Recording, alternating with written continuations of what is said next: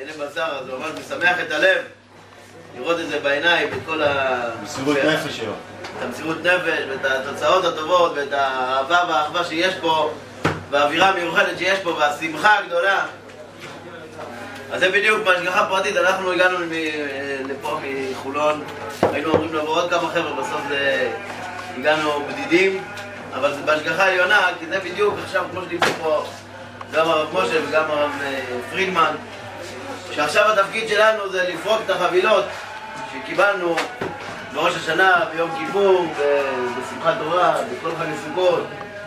וכל אחד ואחד מאיתנו הרגיש את התרוממות הרוח ואת השמחה הגדולה, ובפרט מי שצריכה להיות בחב"ד בימים האלו של השמחה, גם בימים של התפילות של ראש השנה ביום כיפור. אז עכשיו התפקיד שלנו הוא באמת לקחת את כל המטען הזה, את כל השמחה הגדולה הזאת, ולהמשיך את זה על כל השנה כולה. ובאמת, כשאנחנו מדברים על ראשית השנה, גם ראש השנה, שהוא ראש השנה, וגם כל חודש השביעי, כל חודש תשרי שאנחנו עדיין